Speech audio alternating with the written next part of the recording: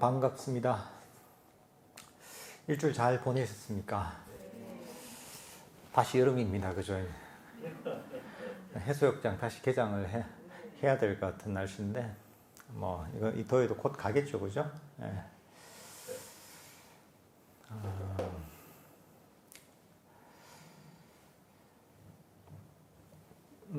이번 주에는 계속 그 마치마 니까야를 계속 공부를 해보겠습니다. 오늘은 마치마 니까야 5번째 경전 흠없음경입니다. 흠없음경을 한번 저희가 공부를 해보도록 하겠습니다. 이 흠없음경은 등장 그 인물이 좀 흥미롭습니다. 누구냐면 부처님의 상수제자라고 하죠. 2명의 상수제자, 최고의 수제자죠. 두 분인 사리푸타 존자와 마하모칼라나 존자 두 분이 등장을 합니다. 여기서는 어떤 내용이냐면 앞쪽에서는 흠을 인식하는 것, 인식하고 인식하지 못하는 것에 관한 이런 본문이 있고, 그 다음 뒤쪽에는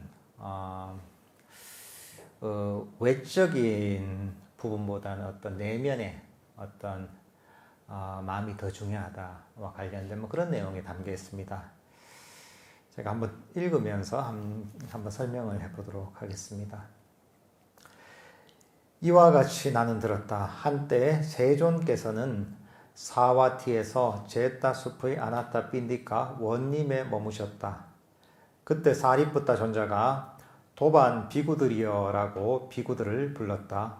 도반이시여 라고 비구들은 사리푸타 존자에게 응답했다. 사리푸타 존자는 이렇게 말하였다. 도반이여, 세상에는 4부류의 사람들이 있습니다. 무엇이 넷인가요? 도반들이요. 첫 번째, 여기 어떤 사람은 흠이 있으면서도 내 안에 흠이 있다라고 있는 그대로 꿰뚫어 알지 못합니다. 두 번째, 여기 어떤 사람은 흠이 있으면 내 안에 흠이 있다라고 있는 그대로 꿰뚫어 압니다. 세 번째, 여기 어떤 사람은 흠이 없으면서도 내 안에 흠이 없다라고 그대로 꿰뚫어 알지 못합니다. 네 번째, 여기 어떤 사람은 흠이 없으면 내 안에 흠이 없다라고 있는 그대로 꿰뚫어 합니다. 네 종류의 사람을 얘기하죠. 두 종류의 사람은 흠이 있는 사람이고, 두 종류의 사람은 흠이 없는 사람인데, 흠이 있는 사람 중에서 본인이 흠이 있다고 꿰뚫어 아는 사람이 있고, 그것을 모르는 사람이 있고, 그리고 흠이 없는 사람 중에는 흠이 없음을 꿰뚫어 아는 사람이 있고, 흠이 없음을 알지 못하는 사람이 있다. 이렇게 했습니다. 이 네 종류의 사람입니다. 그 다음 이어집니다. 여기 흠이 있으면서 내 안에 흠이 있다라고 있는 그대로 꿰뚫어 알지 못하는 사람은 흠이 있는 사람 두 사람 가운데서 열등한 사람이라고 불립니다. 흠이 있으면 내 안에 흠이 있다라고 있는 그대로 꿰뚫어 아는 사람은 흠이 있는 두 사람 가운데서 수승한 사람이라고 불립니다. 여기서 흠이 없으면서도 내 안에 흠이 없다라고 있는 그대로 꿰뚫어 알지 못하는 사람은 흠이 없는 사람 두 사람 가운데서 열등한 사람이라고 불립니다. 여기 흠이 없으면서 내 안에 흠이 없다라고 있는 그대로 꿰뚫어 아는 사람은 흠이 없는 사람들 두 사람 가운데 수승한 사람이라고 부릅니다. 그러니까 흠이 있으면 흠이 있다는 걸 꿰뚫어 아는 사람이 훌륭하고, 흠이 없으면 흠이 없다고 꿰뚫어 아는 사람이 수승하고 훌륭한 사람이다 라고 합니다.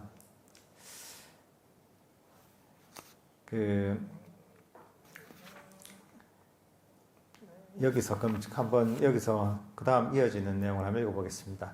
이렇게 설했을 때 마하모칼라나 존자가 사리푸타 존자에게 이렇게 말했다. 도반 사리푸타여, 무슨 원인과 무슨 조건으로 흠이 있는 두 사람 가운데서 한 사람은 열등한 사람이라 불리고 다른 한 사람은 수승한 사람이라고 불립니다. 도반이시여, 다시 무슨 원인과 무슨 조건으로 흠이 없는 두 사람 가운데서 한 사람은 열등한 사람이라고 불리고 다른 사람은 수승한 사람이라고 불립니까? 도반이여, 그 중에서 흠이 있으면서 내 안에 흠이 있다라고 있는 그대로 꿰뚫어 알지 못하는 사람은 그 흠을 제거하기 위해서 의욕을 일으키지도 않고 노력을 하지도 않고 정진을 시작하지도 않을 것이라는 것이 예상됩니다. 그는 탐욕을 가지고 성냄을 가지고 어리석음을 가지고 흠을 가지고 마음이 오염된 채로 죽을 것입니다. 도반이야, 예를 들면 시장이나 대장간에서 가져온 청동 그릇이 먼지에 뒤덮이고 녹이 슬어도 주인이 그것을 사용하지도 않고 닦게 하지도 않고 먼지 구덩이에 던져버리는 것과 같습니다. 도반이여, 그러면 그 청동 그릇은 나중에 더 더러워지고 더 녹슬겠습니까? 그렇습니다. 도반이여. 도반이여, 이와 같이 흠이 있으면서 내 안에 흠이 있다라고 있는 그대로 꿰뚫어 알지 못하는 사람은 그 흠을 제거하기 위해서 의욕을 일으키지도 않고 노력을 하지도 않고 정진을 시작하지도 않을 것이라는 것이 예상됩니다. 그는 탐욕을 가지고 성냄을 가지고 어리석음을 가지고 흠을 가지고 마음이 오염된 채로 죽을 것입니다. 그러니까 흠이 있는 사람이 내 안에 흠이 있다. 일단 마음의 오염원 또는 번뇌로 갈 수가 있습니다. 불선법을 갖고 있다고 얘기할 수 있는 거죠. 그런 어떤 마음의 어떤 오염원, 번뇌, 불선법 있는 사람이 그걸 알지 못하게 되면 당연히 그것을 버리기 위해 노력도 못 하겠죠. 그죠? 그러니까 탐지치를 그대로 가진 채로 살게 되고, 탐지치를 그대로 가진 채로, 죽게 되는 거죠. 여기서 비유를 하는 게 어떤 청동 그릇이 있을 때 이게, 먼지로 덮이고 녹이 슬었는데 그냥 그대로 먼지 속에 방치를 하면 먼지가 더 쓸고 더 이제 녹이 슬게 되는 것과 똑같다 이러는 거죠. 사실 여기서 나오는 흠에 관한 흠을 가지고 얘기하는 네 가지 부류의 사람은 바른 정진의 내용과 사실 일치합니다. 우리가 정진이라고 하죠. 바른 정진이라고 하는데 팔종도에서도 여섯 번째죠, 그죠? 정진 여섯 번째, 그 다음 정념 정정이죠. 여섯 번째인데 이 바른 정진이라는 것 자체가 보면 아주 특수한 개념입니다. 그러니까 우리가 정진한다 이러면 노력한다 하고 비슷한 개념, 우리가 일상에서 많이 쓴다고 생각하잖아요. 그렇지만 이 불교적인 의미에서의 정진은 아주 특별한 의미를 가지고 있습니다. 그러니까 이거는 일반적으로 쓰인 일반 명사가 아니라 전문 용어라고 할 수가 있습니다. 그러니까 이 정의를 정확하게 알아야지 우리가 수행을, 명상을 바르게 이끌어 나갈 수가 있습니다. 불교에 대한 이해도, 여기 바른 정진에 대한 이해가 있어야지 불교도 바르게 이해할 수가 있습니다. 정진, 바른 정진의 개념이 무엇이냐? 일어나지 않은 불선법은 일어나지 않도록 유지하고, 그렇게 일어나지 않은 상태를 유지하게 노력해야 하고, 그리고 일어난 불선법은 제거하고 버리려고 노력하고, 그리고 일어나지 않은 선법은 개발하고 일으키려고 노력하고, 그리고 이미 일어난 선법은 증장시키고 닦아서 개발해야 된다 이렇게 얘기합니다. 그러니까 여기 선법과 불선법을 가지고 얘기하죠, 그죠? 불선법 같은 경우에는 일어나지 않은 상태면 그걸 잘 유지하려고 하고 일어나면 버리고, 선법은 일어나지 않으면 일으키려고 애쓰고, 그리고 일어난 상태는 더 이제 개발해야 된다 이런 의미죠. 그러니까 이 선법과 불선법이 무엇이냐를 알아야 되는 거죠. 그러니까 단순히 우리가 열심히 내가 뭘 한다고 해서 정진이 되는 게 아니죠. 지금 여기서 얘기하는 불선법을 버리고 선법을 개발하려고 노력을 해야지 이게 바로 불교적인 이 의미에 있어서의 정진이고,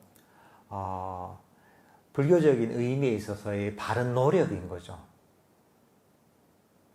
그러니까 이건 뭐냐 하면, 그 선법은 무엇이냐?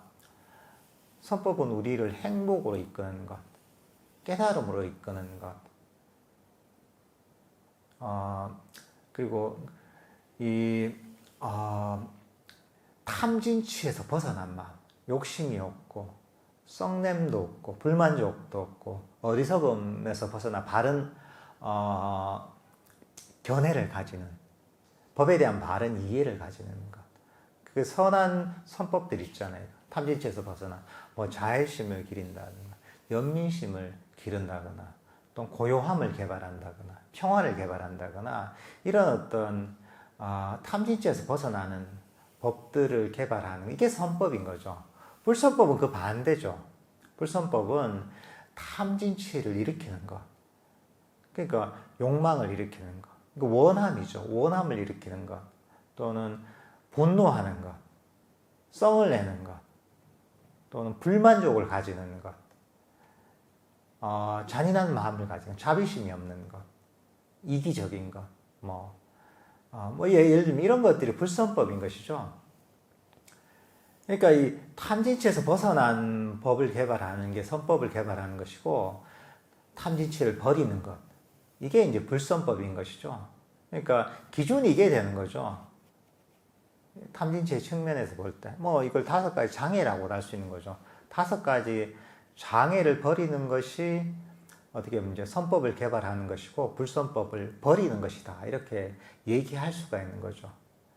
그러니까 단순히 우리가 열심히 노력한다고 해서 그게 정진이 아닌 거죠. 결국은 그 마음에 있어서 욕심을 버리고 불만족을 버리고 분노를 버리고서 그런 어떤 마음을, 그런 마음을 계속 일으킬 때 이게 바로 선법을 개발하는 것이죠. 그러니까 우리가 세속에서 어떤 노력을 할 때는 사실 선법을 개발하는 게 보통 아닙니다. 내가 좋아하는 게 있다, 얻고 싶은 게 있다 하면 욕심을 먼저 일으킨단 말이에요. 얻어야지 하면서 막 얻으려고 갈구하면서 발버둥 치단 말이죠. 끊임없이 욕망을 일으키는 과정인 거죠. 그리고 또 그 과정에서 이제 현재의 상태에 대한 불만족을 가진단 말이죠. 현재 내가 원하는 상태하고 현재의 상태가 이 차이가 있기 때문에 현재의 내가 처해 있는 상황에 불만족을 가진단 말이죠. 이건 뭐냐 하면 이게 탐진취의 진심이죠. 악이죠. 이것도 마찬가지 불선법인 거죠. 그러니까 보통 사람들이 뭔가 얻으려고 애를 쓸 때는 바른 정진이 안 됩니다. 바른 정진이 아니라 세속적인 의미에서의 노력인 거죠.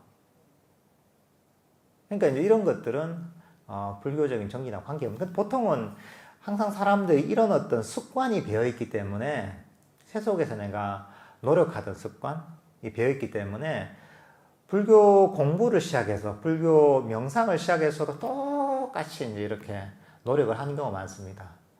그 절에 오니까 명상을 하니까 좋다고 하니까, 그리고 명상을 해서 뭔가 도달하는 삼매나 깨달음이나 이런 게 들어보니까 되게 좋거든요. 탐이 나거든요. 탐이 나니까 욕심을 내는 거죠. 욕심을 냈으니까 빨리 얻으려고 발버둥을 치면서 갈구하는 거죠. 그게 욕망을 그대로 일으키는 거죠, 이게. 그리고 내 지금 현재 이 상태 이거 말고 나 이거보다 더 좋은 걸 원하는 마음이 있잖아. 현재 내 현재 상태에 대한 불만족 또는 실함을 가지게 되는 거예요. 이게 일종의 이제 진심이죠. 악이죠. 이 불만족이죠. 이것도 불선법인 거죠. 그러니까 보통 제대로 바른 정진을 이해하지 못한 상태로 그냥 불교 명상을 하게 되면 세속에서 내가 했던 노력을 그대로 반복하기 때문에 불교적인 의미에 있어서 바른 정진이 안 되는 거죠. 삿된 정진이 되는 거죠. 그러니까 그 결과도 조금 별로 안 좋은 거예요. 내가 애는 썼는데 그러니까 좀 얻긴 얻었고 발전했는데 내가 왜 마음이 편하지 않지? 오히려 왜 자만심이 더 강해지지? 또는 왜 더 불만족이 생기지? 뭐 이런 마음이, 이런 어떤 느낌이 들 수가 있단 말이죠. 그런 것들은 바른 정진을 이해하지 못해서 그런 거죠. 내가 알고 있던 정진, 내 세속에서는 알고 있던 정진, 노력은, 불교에서 얘기한 정진과 완전히 다르다는 것을 이해해야 됩니다. 그걸 이해해야지, 내가 뭐 어떤 명상을 해도 제대로 된 길을 갈 수가 있습니다. 그러니까 먼저 확실하게 알아야 되는 것은, 내가 흔히 우리가 세속에서 알고 있는 노력, 정진하고, 불교에서 얘기하는 정진은 완전히 다르다는 것을 이해해야 됩니다. 동음이의인 겁니다, 이제. 같은, 이 단어지만, 완전히 다른 의미를 갖고 있다는 것을 이해해야 됩니다, 이게. 보통 우리가 어떤 학문에서도 보면, 그 전문 용어들 있잖아요.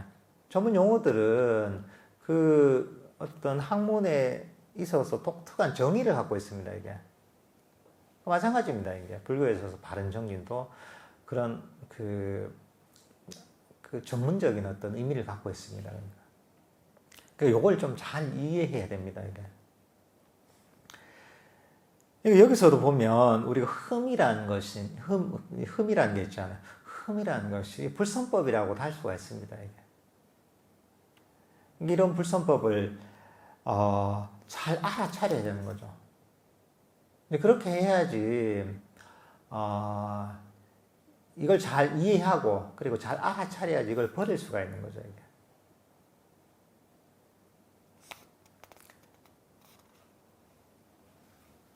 이제 그 다음 나오는 게 이 수승한 사람이죠. 흠이 있는데 내 안에 흠이 있다고 아는 사람입니다. 도반이요. 그 중에서 흠이 있으면 내 안에 흠이 있다라고 있는 그대로 꿰뚫어 아는 사람은 그 흠을 제거하기 위해서 의욕을 일으키고 노력하고 정진을 시작할 것이라는 것이 예상됩니다. 그는 탐욕 없이, 성냄 없이, 어리석음 없이, 흠 없이 마음이 오염되지 않은 채로 죽을 것입니다. 도반이요. 예를 들면 시장이나 대장간에서 가져온 청동 그릇이 먼지에 뒤덮이고 녹이 슬면 주인이 그것을 사용하고 닦게 하고 먼지 구덩이에 던져버리지 않는 것과 같습니다. 도반이요. 그러면 청동 그릇은 나중에 더 깨끗해지고 광이 나지 않겠습니까? 그렇습니다. 도반이요. 그러니까 이 청동 그릇이 있는데 먼지가 쌓이고 녹이 슬었는데 이걸 잘 닦고 그 먼지를 털고 해서 그 다음 이제 사용하려면 청동 그릇이 깨끗해지잖아요. 그릇이 깨끗해지잖아요. 마찬가지로 그 마음의 오염과 어떤 번뇌가 있다고 하더라도 이게 오염원인 줄 알고 번뇌인 줄 알고서 그것을 버리기 위해서 이제 수행을 하고 그것을 버리게 되면 그러면 이 깨끗하게 광이 나는 이 그릇처럼 내 마음도 번뇌에서 벗어나 빛나게 된다는 거죠.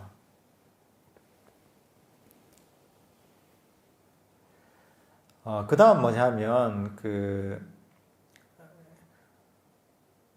흠이 없으면서 내 안에 흠이 없다고 깨뜨려 알지 못하는 사람의 경우입니다. 도반이요. 그 중에서 어떤 사람은 흠이 없으면서도 내 안에 흠이 없다라고 있는 그대로 깨뜨려 알지 못합니다.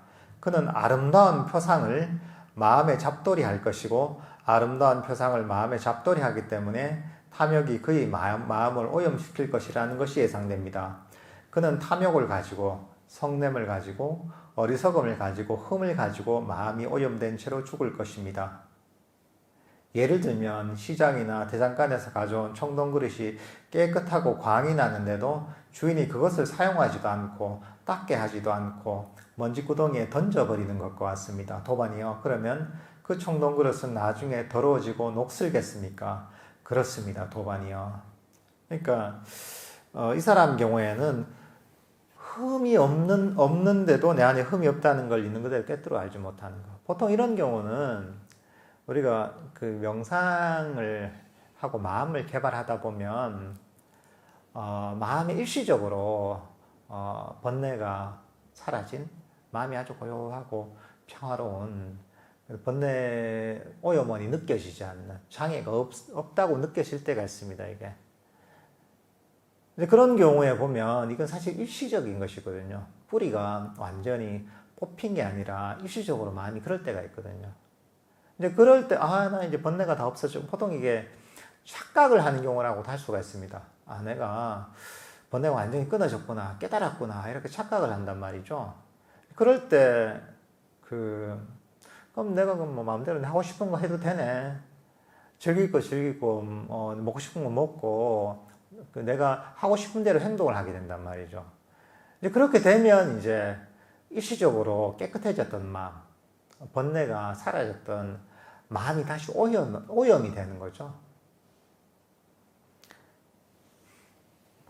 그러니까 여기서 비유를 하기에 깨끗한 그릇을, 처음에 깨끗한 그릇이었는데 이것을 그냥 먼지구덩이에서 방치를 해버리는 거죠. 그러면 먼지가 묻고, 또 녹이 슬잖아요. 가만히 놔두면.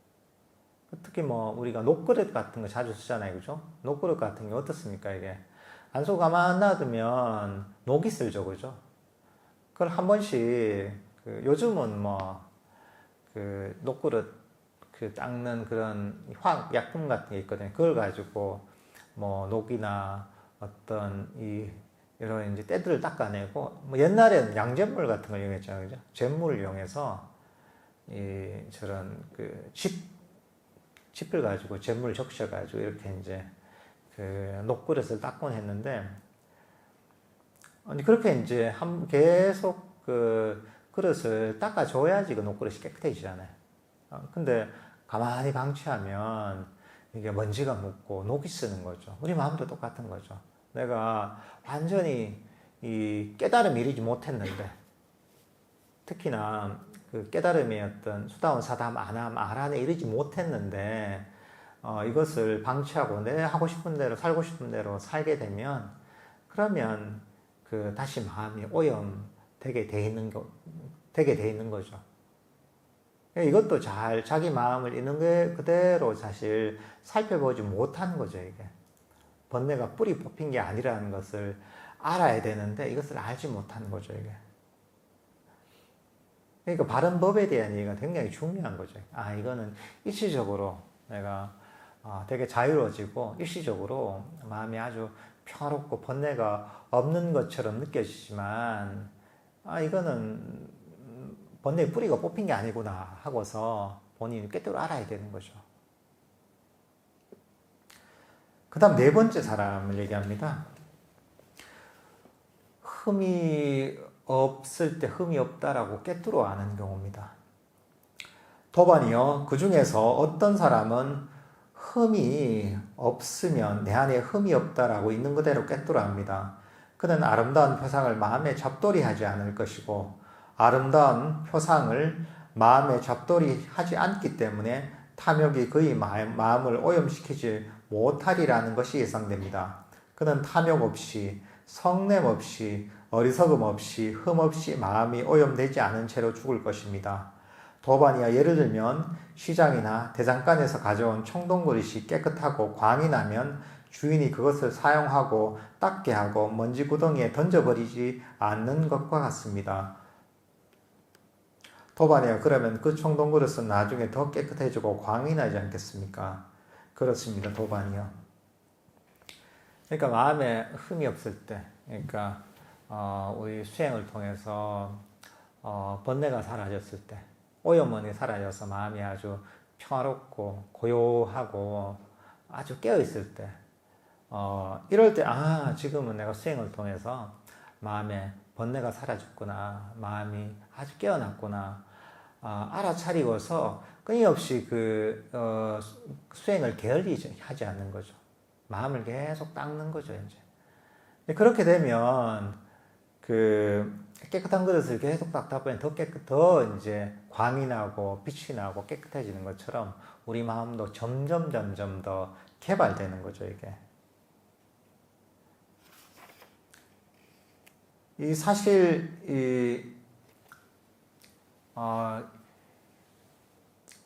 이런 어떤 자기 마음을 항상 잘 살펴봐야 됩니다. 잘 살펴보고서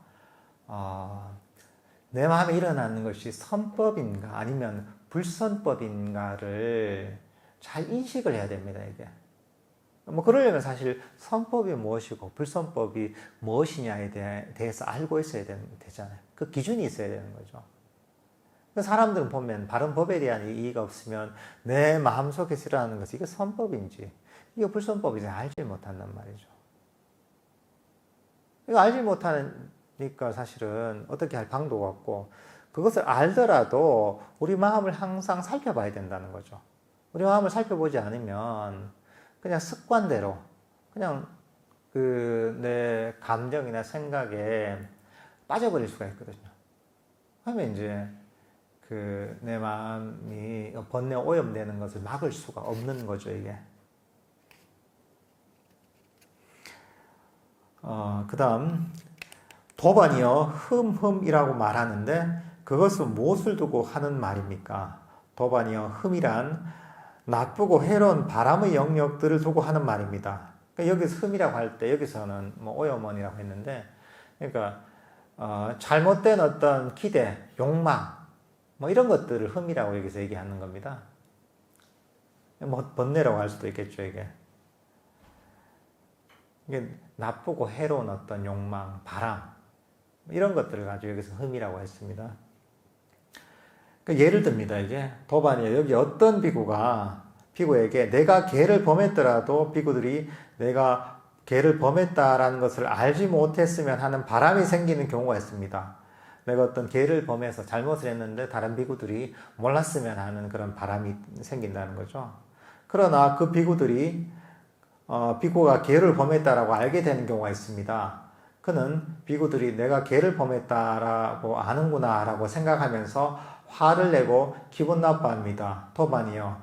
화냄, 기분 나빠함 둘 다가 흠입니다. 그러니까 여기서 잘못을 한 거죠. 그죠? 잘못을 했는데 딴 사람이 몰랐으면 하는데 딴 사람이 알게 됐단 말이죠. 그럴 때 화가 나고 기분이 나쁜 거, 내가 기대한 대로 되지 않아서 당황스럽고 화가 나고 기분이 나쁜 거, 이게 바로 흠이라는 거죠. 이게 잘못된 욕망인 거죠. 이게 다 이제 이런 식으로 진행됩니다. 그 다음 나오는 건 뭐냐면, 내가 개를 범했더라도 비구들이 남의 눈을 피하여 나를 질책하고 승가 가운데서 질책하지 않기를. 그러니까 남들 몰래 내 잘못을 질책하길 바랬는데 이제 그렇게 안 되면 이제 화가 나고 기분이 나쁘고, 이것도 흠이고. 그다음 뭐냐 하면, 내가 개를 범했을 때 나하고 동등한 사람, 내 아래 사람이 아니라 나와 동등한 사람이나 나의 윗사람이 나를 질책하지 나보다 밑에 사람이 질책하지 않기를 바라는 거. 근데 나보다 밑에 있는 사람이 질책을 한다. 그럼 또 화가 나고 기분이 나쁘고 이제 그렇다면 이게 또 흠이라는 거죠. 그러니까 여기는 이제 스님들의 어떤 잘못을 대상으로 했지만 사실 이게 다 적용이 가능합니다. 이게.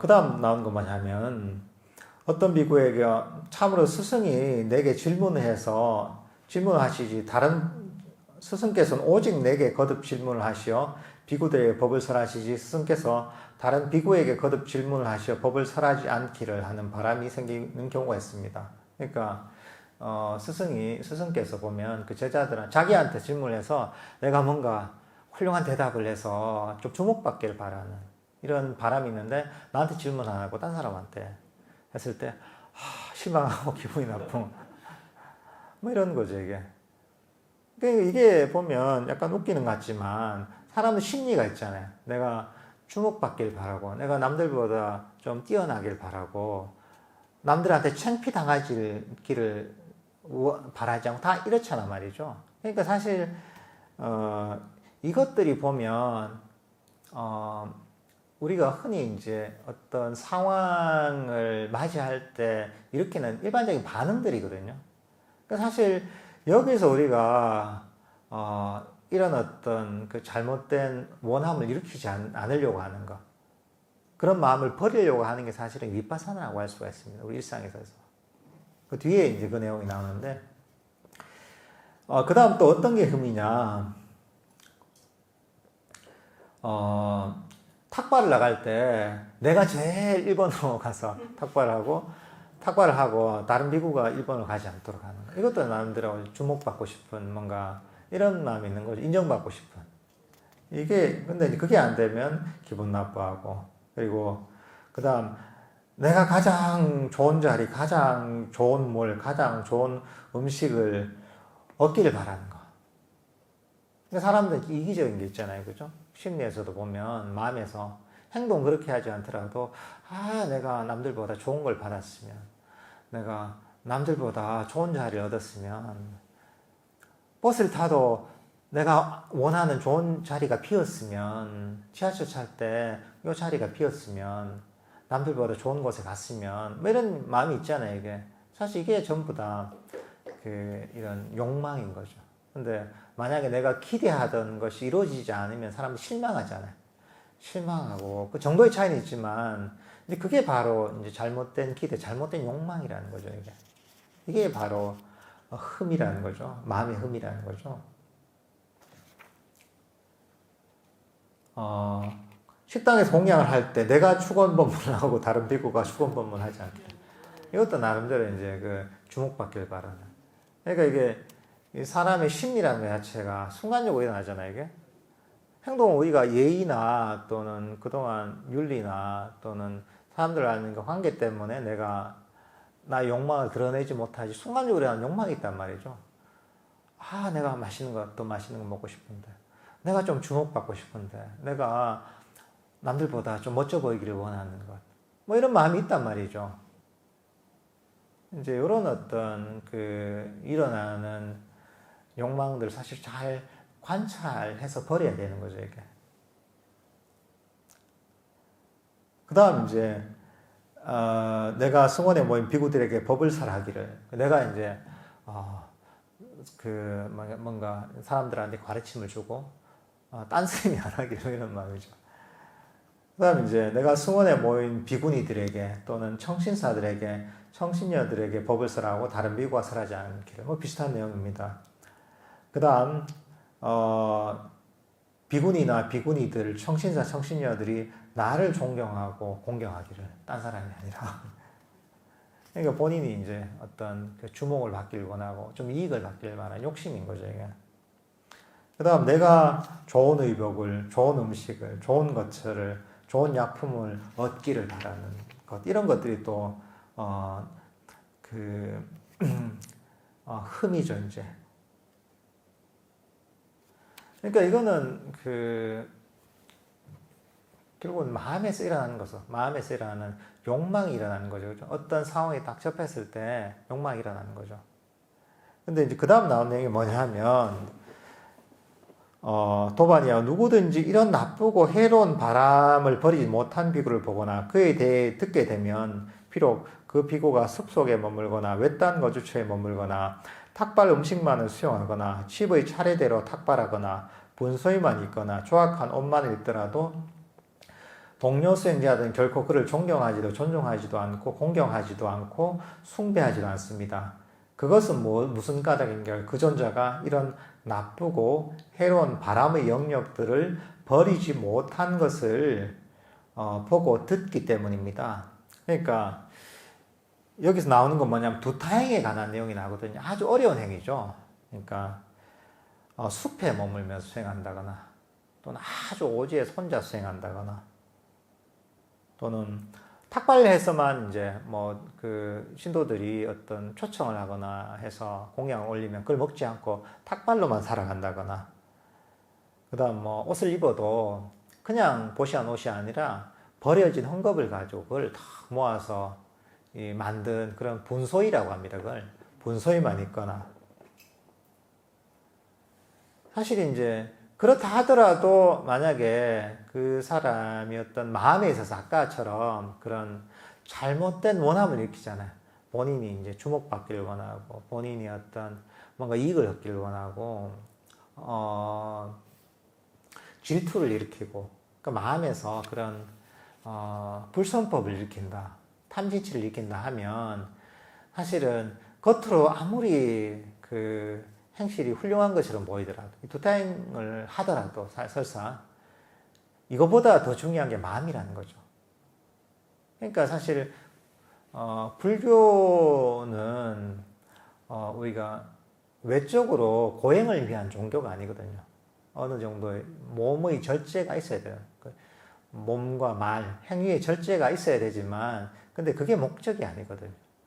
그것은 뭐냐, 몸을 절제하고 말을 절제하는 것은 결국은 우리 마음에서 일어나는 불선법을 버리기 위한 거거든요.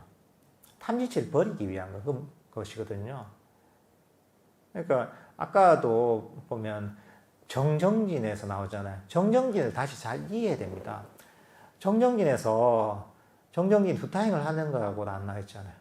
정정진이 탁발해서만 살아가는 게 정정진이라고 얘기하고 있지 않잖아요.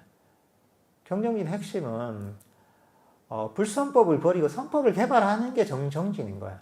그리고 이런 두타행을 하는 이유도 결국은 불선법을 버리고 선법을 개발하는데 도움이 되기 때문에 경우에 이제 이 두타행을 하는 거죠, 이게. 특히 뭐 가섭존자 같은 이런 분 같은 경우에는 그 출가한 이후에 평생 두타행을 하셨잖아요. 근데 그분은 또 그 두타행을 통해서 탐진치를 버리는데 도움이 되고 또 불선법을 버리고 선법을 개발하는데 도움이 됐기 때문에 그걸 실천하셨던 거죠. 근데 결국은 우리가 외적으로 보이는 두타행이나 이런 어떤 절제 이런 것들도 결국 목적은 우리 마음에서 일어나는 탐진치를 버리기 위해서, 선법을 개발하기 위해서 이런 그 외적인 절제가 필요한 거죠.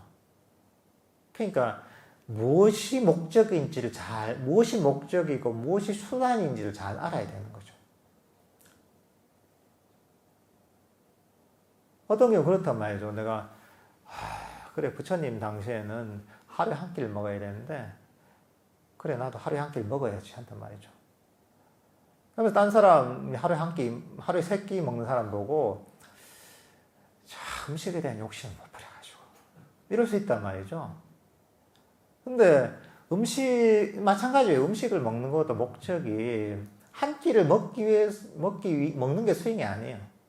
만약 한 끼를 먹더라도 한 끼를 먹는 게 탐진치를 버리는데 도움이 된다거나 선법을 개발하는데 도움이 되고 불선법을 버리는데 욕망을 버리는데 도움이 된다면 그게 의미가 있지만 오히려 한 끼 먹는 게 자기 자신의 어떤 이제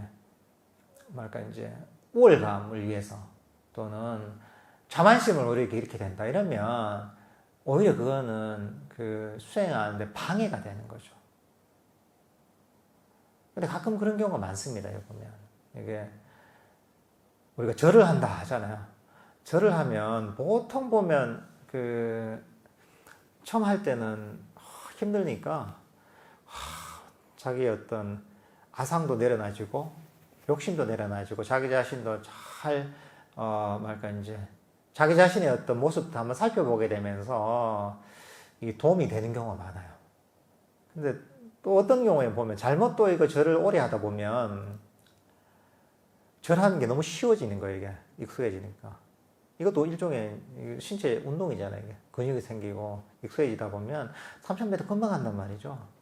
그럼 이제 3000배를 한 5시간, 6시간 만에 한다. 그 다음에 이제 누가 새로운 사람이 신입이 들어왔다. 이럴 때 108배도 제대로 못하네. 저 말하죠. 신심이 없어서 막 이럴 수 있단 말이죠. 자기 절을 잘하는 게 일종의 프라이드나 자만심의 근거가 돼버린다는 거죠. 그런 경우도 있어요. 자선을 해도 내가 오래 앉아있는데 한단 말이죠. 근데 옆에 보니까 이제 처음 하는 사람은 30분도 못 앉아있네. 저 하근기 이런단 말이죠, 이게. 그게 뭐냐면, 이제 그런 식으로 어떤 겉으로 드러나는 형식 또는 행위를 그 목표로 하게 되는 경우가 있거든요. 자꾸 하다 보면. 그러면 사실은 이게 불교의 본질에서 벗어나게 되는 거죠. 사실 이게 뭐냐면 개금치견이라는 거예요. 우리가 수다원가가 됐을 때 없어져야 되는 게 그 중에 한 가지가 뭐냐, 계금식견이거든요. 그러니까 의례와 의식에 대한 집착이에요. 형식에 대한 집착이죠. 겉모양에 대한 집착이죠. 이게 없어져야 되는 거죠. 그래야지 이제 그게 수다원가의 어떤 필요 조건 중에 한 가지거든요. 계금식견이 없어지는 거. 그러니까 항상 우리는 내면을 살펴봐야 되는 거죠. 내면에서 내가 어떤 마음을 일으키고 있는가, 선법을 일으키고 있는가, 아니면 겉으로는 사람들이 보면 뭔가 좀 존경할 만한 행동을 하지만 내면으로는 불선법을 일으키면 그거는 불교의 본질에서 완전히 벗어나게 되는 거죠. 그렇게 중심을 잘 잡아야 되는 겁니다. 이거 비교를 합니다. 이게 어떤 거와 같으냐면, 시장이나 대장간에서 가져온 깨끗하고 광이 나는 총동 그릇이 있다고 합시다. 그러나 주인이 그 안에 뱀의 시체나 개의 시체나 인간의 시체를 담아서 다른 총동 그릇으로 덮어 다시 시장 안으로 내오면 사람이 그것을 보고 여보시오, 그대가 가져온 귀중하게 보이는 그것은 무엇입니까? 라고 말할 것입니다. 그러면 그는 그것을 들고 열어보게 할 것입니다. 그 사람은 그것을 보자마자 즉시 불쾌해지고 혐오하게 되고 넌더리가 나서 배고픈 사람조차도 식욕이 달아날 것인데 이미 배불리 먹은 사람이야 말해 무엇하겠습니까? 그러니까 이런 겉으로는 이제 고행을 하고 잘 행동하더라도 마음에서 어떤 잘못된 욕망을 일으킨다 하면 이건 그릇에다가, 아주 깨끗한 그릇에다가 무슨 썩은 시체를 담은 것과 같다 하는 거죠. 아무리 그릇이 깨끗하고 멋져도 그 담은 내용물이 썩은 시체가 있다면 그 사람들이 기겁을 하죠, 그죠? 이런 것과 같다는 거죠. 그 반대의 경우, 도반이야 누구든지 이런 나쁘고 해로운 바람을 벌인 비구를 보거나 그에 대해 듣게 되면 그 비구가 마을에 살거나 공양청에 응하거나 장자들이 준 값비싼 가사를 입더라도 동료 수행자들은 반드시 그를 존경하고 존중하고 공경하고 숭배합니다. 그것은 무슨 까닭인가요? 그것은 그 존자가 나쁘고 해로운 바람을 벌인 것을 보거나 듣기 때문입니다. 그러니까 이 스님 같은 경우에는 마을에 살거나 또는 뭐 신도들이 공양청을 올리면 공양청을 받거나 또는 신도들이 또 값비싼 가사를 주거나 하더라도 그 수행자가 마음에서 어떤 욕망을 버린 잘못된 어떤 헛된 바람, 탐지치를 버렸다면 이것은 정말 존경할 만하고 그리고 이것은 정말 공경할 만하다 이렇게 얘기하는 거죠. 그러니까 이 사람을 알아보기가 사실 쉽지 않은 거죠. 우리가 겉으로 보이는 뭔가 몇 가지만 가지고 판단이 되면 좋은데 사실 꼭 그렇지가 않은 거죠. 이게 부처님 당시에도 보면 그런 경우가 있습니다. 이게 부처님 당시에도 어떤 스님이 있었는데 아란이 있었어요. 완전히 탐진치를 소멸시킨 아란이 있었는데 그분이 보면 겉으로 보기엔 신심이 별로 안 났나 봐요. 이게 사람들이 좀 무시하고 주위 스님들도 조금 이제 무시하는 스님들이 있고 신도들도 보면 저 스님 뭐 알겠나 뭐 약간 이런 느낌을 주는, 외적으로 보면 그렇게 보였나 봐요. 근데 이제 부처님께서 그것을 보시고 나중에 이 스님을 두고 이 깨달음을 이룬 아란이라고 하면서 나중에 법문을 시켜서 아주 훌륭한 법문을 하셨는데, 근데 그 당시에 그런 일화를 보더라도 이 깨달은 존재를 알기가 쉽지 않은 거죠. 또 경전에 또 재미있는 내용이 뭐냐 하면, 우리가 부처님 보면 30 이상 80종 해서 누구나 보면 그냥 다 귀하고 이럴 것 같잖아요. 경전 보면 그렇지 않습니다. 그런 경우도 있죠. 그런 경우도 있지만 어떤 경우에는 어느 이제 곳에서 부처님과 같이 같은 장소에서 하룻밤을 보내는 수행자가 있어요. 그게 바라문인가 아마 그럴 거야 아마. 근데 하루 이제 그 부처님과 하룻밤을 같은 공간에서 보냈는데 부처님 못 알아본 거예요 이제. 그러니까 이 겉으로 그 사람을 알기가 참 힘든 거죠 이게. 그 내면의 어떤 실상을 겉으로 파악한다는 게 사실은 굉장히 힘듭니다.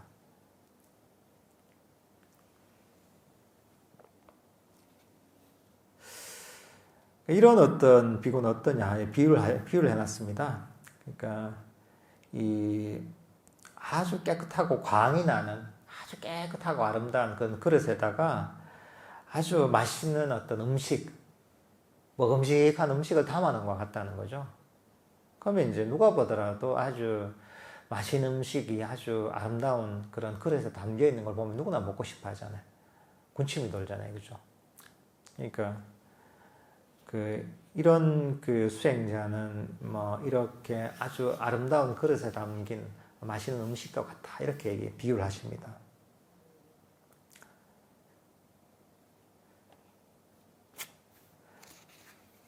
그 다음 이제 이 얘기를 듣고 마모갈라나 존자가 사리푸타 존자에게 이렇게 얘기합니다. 도반 사리푸타여, 내게도 비유가 떠올랐습니다. 도반 모갈라나여, 그것을 말해 보십시오. 한때 나는 라자가에서 키리빠자에 머물렀습니다. 그때 나는 아침에 옴메무새를 가다듬고 바로와 가사를 수하고 라자가로 탁발을 갔습니다. 그때 수레공의 아들 사미띠가 수레바퀴의 태를 만들고 있었습니다. 그때 이전에 수레공이었던 빤두뿌따라는 아지위과 수행자가 그 앞에 다가와 서 있었습니다. 그때 전에 수레공이었던 빤두뿌따 아지와카 수행자는 마음에 이러한 생각이 떠올랐습니다. 이 수레공의 아들 사미띠는 이 태의 한쪽으로 굽은 이 부분, 이 뒤틀린 부분, 이 결함 부분을 바로잡아서 한쪽으로 굽은 부분도 없고 뒤틀린 부분도 없고 결함도 없이 그 차축에 깔끔하게 장착시킬 것이다.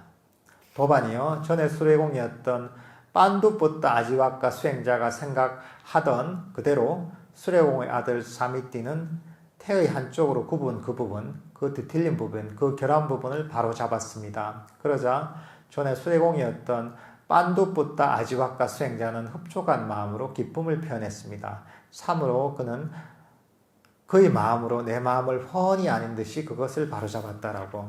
그러니까 모갈라나 존자가 탁발을 나갔다가 이 수레공을 보게 된 거예요. 수레공 사미띠라는 수레공이 있었는데 이 마차 바퀴를 수리하고 있었나 봐요. 수리하고 있었는데 마침 그 앞에 원래 그 전에 출가 전에 수레공이었던, 여기는 스님은 아니고 그 외도죠. 사명외도라고 하는 아지와카라고 합니다. 사명외도 빤두뿌따라는 사명외도가 있었는데 그 외도가 본인이 그 출가 전에 수레공이었으니까 보고 있었던 거죠. 그래서 본인이 수레바퀴를 수리하는 방법을 아니까 요걸 고쳐서 수리를 하겠지 하고 생각을 하고 있었는데 이 사미띠라는 수레공이 그대로 한 거예요. 역시 내 마음을 알듯이 이렇게 수리를 했구나. 이제 이런 생각을 한 거죠. 이제 그 모갈라나 존자가 이제 사리푸타 존자에 대해서 이렇게 얘기합니다. 뒤에 내용은 뭐냐면 사리푸타 존자의 뛰어남을 찬탄하는 겁니다. 이제 이런 얘기를 하십니다.